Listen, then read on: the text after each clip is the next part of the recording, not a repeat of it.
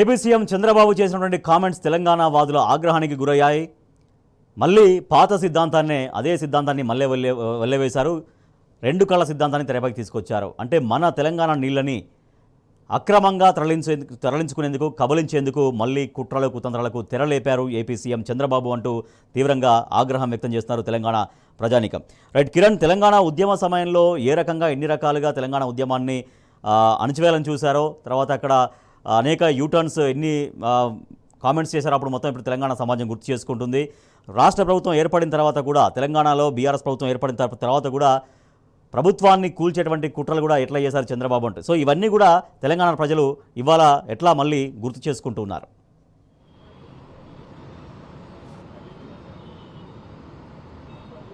ఖచ్చితంగా, ఎందుకంటే చంద్రబాబు తీరంతా కూడా తెలంగాణ రాష్ట్రానికి ఏర్పాటు కంటే ముందు పూర్తిగా తెలంగాణను విస్మరించే విధంగానే ఉంది. ఎక్కడ కూడా అభివృద్ధి కావద్దనే లక్ష్యంతో తాను తెలంగాణను పూర్తి స్థాయిలో ఎక్కడికక్కడ అడ్డుకున్నటువంటి పరిస్థితులు అయితే కనిపించాయి. కేంద్రానికి కూడా అనేక మార్లు లేఖలు రాయటం జరిగింది. ఇక్కడ మద్దతు ఇస్తున్నామని చెప్తూనే అటు కేంద్రానికి కూడా లేఖలు రాసినటువంటి సందర్భాలు అయితే ఉన్నాయి. తెలంగాణ రాష్ట్రం సిద్ధించిన తర్వాత కూడా కరెంటు ఇవ్వకపోవటం కావచ్చు, ఇక్కడ ఉన్నటువంటి ప్రాజెక్టులకు అన్ని అనుమతులు తీసుకొని ఇక్కడ ఉన్నటువంటి ప్రభుత్వం కూడా కడుతున్నటువంటి నేపథ్యంలో కేంద్రానికి లేఖలు రాసి అడుగడుగున అడ్డుపడ్డటువంటి పరిస్థితులు అయితే కనిపించాయి.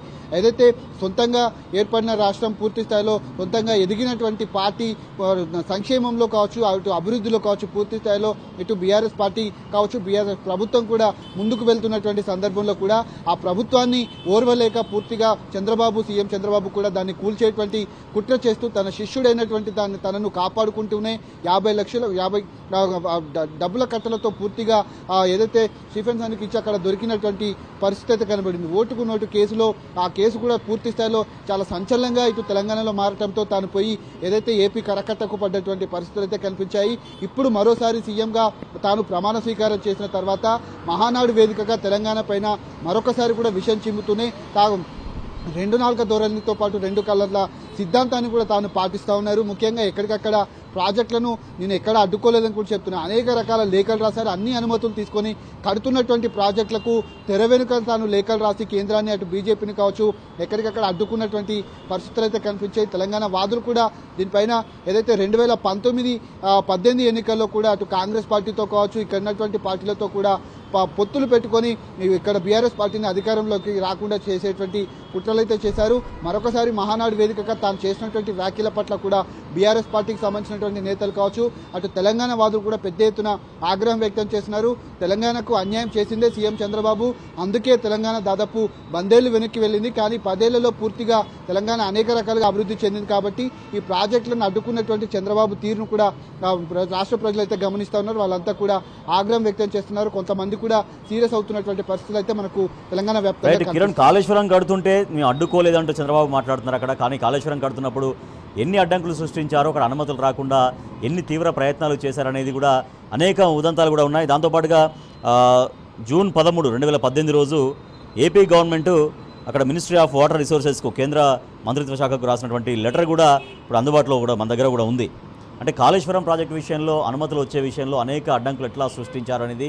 కానీ ఆయన చేసింది ఒకటి, చెప్పేది మాత్రం మరొకటి. చేసిందేమో మొత్తం కాళేశ్వరం ప్రాజెక్టును అడ్డుకునే ప్రయత్నాలు అనేకం జరిగితే అసలు కాళేశ్వరం ప్రాజెక్టును అడ్డుకునే ప్రయత్నం ఎక్కడ చేయలేదు అంటూ చంద్రబాబు నాయుడు మాట్లాడ్డాం.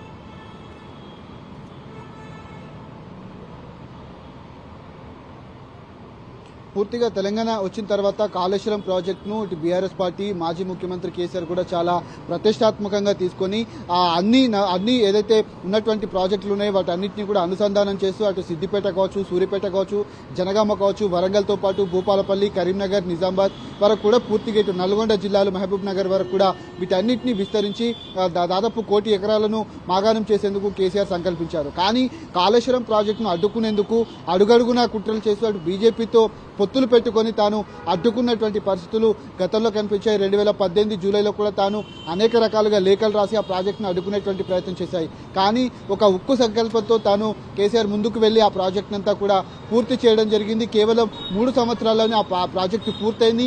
ఎక్కడ కూడా పూర్తిగా ప్రాజెక్టులన్నీ కూడా జలకలను సంతరించుకున్నటువంటి పరిస్థితులు అయితే మనకు కనిపించాయి. గ్రౌండ్ వాటర్ కూడా పూర్తి స్థాయిలో పెరిగింది.